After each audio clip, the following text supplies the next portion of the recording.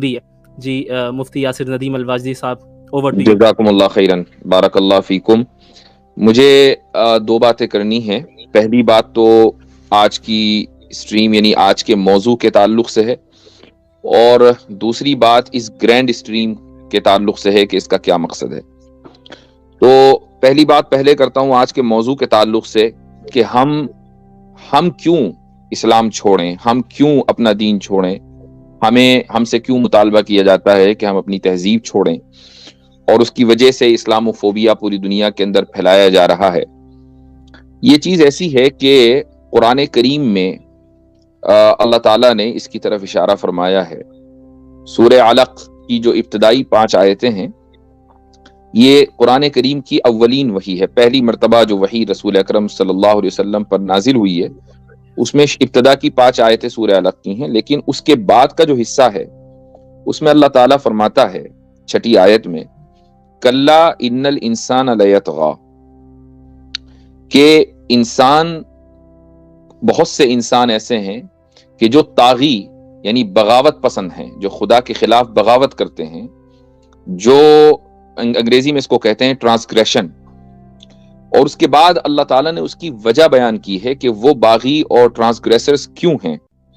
اللہ تعالیٰ آیت نمبر 7 میں سورہ علق میں فرماتا ہے کہ ارآہ استغنا، وہ انسان اپنے آپ کو مستغنی سمجھتا ہے، بے نیاز سمجھتا ہے خدا سے. آدمی اپنے آپ کو بے نیاز 2 وجہوں سے سمجھتا ہے. پہلی وجہ ہے کہ اس کے پاس مال بہت ہے، اور دوسری وجہ ہے کہ اس کے پاس طاقت بہت ہے. قرآن کریم نے ایک دوسرے موقع پر مشرکین کی یہ بات دہرائی ہے کہ نحن اکثر اموالا و اولادا، کہ ہمارے پاس مال بھی بہت ہے، ہمارے پاس اولاد بھی بہت ہے، یعنی طاقت بھی بہت ہے، تو پھر ہمیں عذاب کیسے ہوگا؟ ہرگز نہیں ہو سکتا. جبکہ حقیقت یہ ہے کہ یا ایھا الناس انتم الفقراء الی اللہ، یہ اعلان ہے اللہ تعالیٰ کی طرف سے کہ تم تمام کے تمام لوگ اللہ تعالیٰ کے محتاج ہو. چاہے تمہارے پاس کتنا ہی مال ہو اور کتنی ہی دولت ہو اور کتنی طاقت ہو، رہو گے تم ڈیپینڈنٹ اپنے بنانے والے کے اوپر ہی.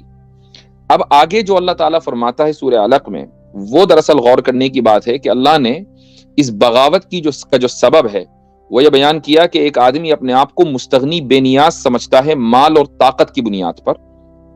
آگے اللہ کہتا ہے 2-3 آیتیں چھوڑ کر کہ ارأیت الذی ینہا عبدا اذا صلی، کہ بھلا تم نے اس بندے کو نہیں دیکھا کہ جو ایک دوسرے بندے کو روکتا ہے جبکہ وہ نماز پڑھتا ہے. یعنی ایک آدمی کو دوسرے بندے سے صرف اس لیے پریشانی ہو رہی ہے کہ وہ نماز پڑھ رہا ہے، نماز پڑھتے ہوئے سامنے والے کو دیکھا نہیں جا رہا. اور کیوں پریشانی ہو رہی ہے؟ وہ پریشانی اس لیے ہو رہی ہے کہ جو پہلا بندہ ہے، جو روکنے والا ہے، وہ اپنے آپ کو یہ سمجھتا ہے کہ میرے پاس مال ہے اور میرے پاس طاقت ہے. لیکن دنیا جانتی ہے کہ جس کے پاس مال اور طاقت ہو، صرف مال ہو اور صرف طاقت ہو، لیکن وہ آئیڈیولوجیکلی ویک ہو، تو ہمیشہ وہ اپنے آپ کو انفیریٹی کمپلیکس کا شکار سمجھتا ہے. وہ ہمیشہ احساس کمتری میں رہتا ہے. آج آپ انڈیا میں دیکھیں کہ خصوصاً نارتھ میں اگر کسی آدمی کو آپ کہیں پبلک پلیس میں نماز پڑھتا ہوا دیکھ لیتے ہیں، کوئی لوگ دیکھ لیتے ہیں، تو فوراً اس کا فوٹو سوشل میڈیا پہ وائرل ہو جاتا ہے کہ جی نماز پڑھ رہا ہے. اس کے خلاف FIR ہو جاتی ہے. چھوٹے چھوٹے گاؤں اور قصبوں کے اندر ایسا ہو رہا ہے. ایسا نہیں ہے کہ پبلک آرڈر ڈسٹرب ہو رہا ہے. ہاں، اگر پبلک آرڈر ڈسٹرب ہو تو تھوڑی دیر کے لیے مان لیں. ابھی کچھ دن پہلے یہ خبر آئی تھی کہ ایک خاتون اپنے کسی رشتہ دار کو کسی ہاسپٹل میں وزٹ کرنے کے لیے گئی، عیادت کرنے کے لیے. نماز کا وقت ہوا تو برابر کا خالی کمرہ پڑا ہوا تھا، تو انہوں نے وہاں پر نماز پڑھ لی خالی کمرے میں.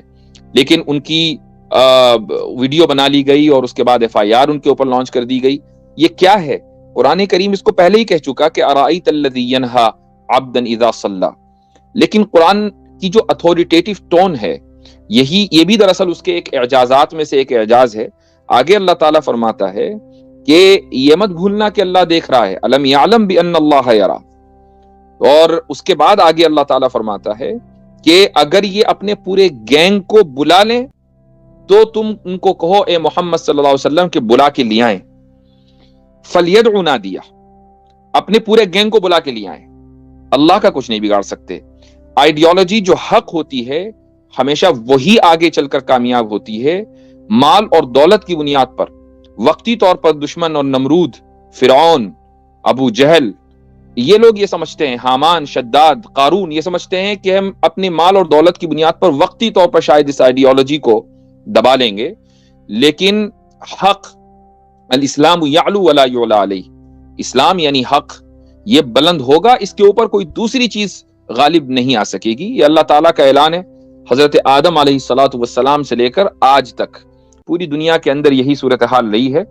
20 سال تک، 2001 کے بعد سے 20 سال تک پوری دنیا کی نظر میں امریکہ جیت رہا تھا، لیکن اچانک 2000 پچھلے سال 15 اگست کو لوگوں کو پتا چلا کہ ارے نہیں، امریکہ نہیں جیت رہا تھا، کوئی اور جیت رہا تھا۔ اس کی وجہ یہ تھی کہ امریکہ کے پاس صرف دولت تھی، اس کے پاس طاقت تھی، لیکن اس کے پاس آئیڈیالوجی نہیں تھی۔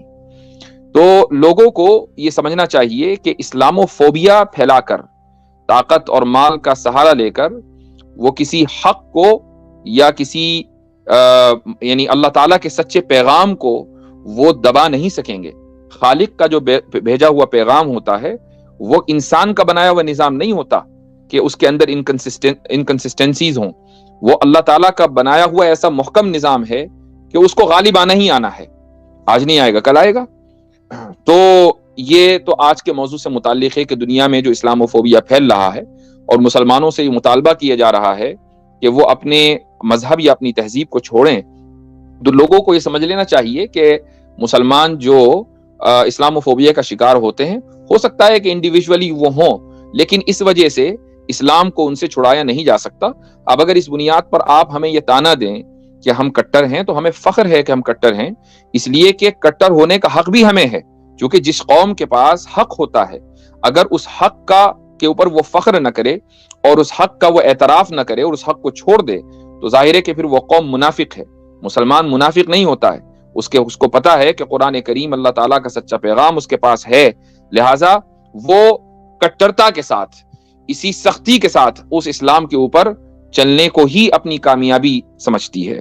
تو یہ تو سب سے پہلی بات ہے۔ ابھی کل میں نے ایک کمیونٹی پوسٹ ڈالی تھی، ایک چینل ہے، بہت بڑا اسلاموفوبک چینل ہے، جس کا نام ہے دا جے پور ڈائیلاگ، اور ہوا یہ تھا کہ ابھی یقیناً آپ میں سے کچھ لوگوں نے اس واقعے کی طرف اشارہ بھی کیا ہوگا، جو ایک کوچ ہے IAS کوچ کہ جنہوں نے سیتا جی کے تعلق سے کچھ بات کہی اور جو ہندوؤں کو بری لگی، اور انہوں نے حوالوں کے ساتھ پھر للن ٹاپ کے اوپر بھی آ کر اپنے موقف کو رکھا ہے۔ تو اس کے بارے میں جے پور ڈائیلاگ نے ایک پوسٹر لگایا اور اس جو کوچ ہے ان کا فوٹو لگایا، اور ساتھ میں یہ کہا کہ آخر کیا وجہ ہے کہ ہندوستان میں ہندو فوبیا نہیں رک رہا ہے، اس کا سلوشن کیا ہے۔ اب یہاں سوال یہ ہوتا ہے کہ بھائی آپ لوگوں کے خلاف یعنی ہندوؤں کے خلاف فوبیا کیا کس نے ہے، یہ کون کر رہا ہے، آپ کو آپ کی آئیڈیالوجی کے اعتبار سے پریشان کون کر رہا ہے، کون آپ سے یہ کہہ رہا ہے کہ آپ اپنی آئیڈیالوجی کو ترک کریں۔ بھائی ترک کرنے کے لیے تو اس سے کہا جائے گا جو اپنی آئیڈیالوجی کے اوپر ٹکا ہوا ہو۔ آپ نے تو خود ہی اپنے یہاں ریفارم کر کے اپنی آئیڈیالوجی کو زندہ دفن کر دیا، آپ نے تو خود ہی اس کو ستی پرتھا کے اوپر چڑھا دیا، آپ نے تو خود ہی اس کی چتا میں آگ لگا دی۔ تو دنیا کو اس سے کوئی فرق نہیں پڑتا کہ آپ کی آئیڈیالوجی کسی کتاب میں لکھی ہوئی ہے یا نہیں، فرق اس وقت پڑتا کہ اگر آپ مضبوطی کے ساتھ اپنی آئیڈیالوجی کے اوپر کھڑے رہتے۔ وہ آپ تو ہیں ہی نہیں، آپ تو لبرلزم کا شکار ہو کر اس کی غلامی پر اتر آئے ہیں۔ تو آخر پھر ایسی صورتحال میں ہندو فوبیا کس چڑیا کا نام ہے، کس ہندو فوبیا کی آپ بات کرتے ہیں؟ فوبیا اس کے خلاف ہوگا جو اقلیت میں ہوگا اور پوری دنیا سے لوہا لے رہا ہوگا اپنی آئیڈیالوجی کی بنیاد پر۔ لوگ پھر یہ کہیں گے کہ یار ہمارے پاس طاقت ہے، ہمارے پاس مال ہے، ہمارے پاس قوت ہے، لیکن یہ جو اقلیت ہیں، یہ جو 1 بلین لوگ ہیں، ہم 8 بلین ہو چکے ہیں، لیکن یہ جو 1 بلین لوگ ہیں، ہم ان کے اوپر کیسے قابو پائیں، ان کے خلاف فوبیا ہوگا۔ تو یہ تو آج کی جو اسٹریم ہے اس کے تعلق سے، اس موضوع کے تعلق سے میں کچھ کہنا چاہتا تھا۔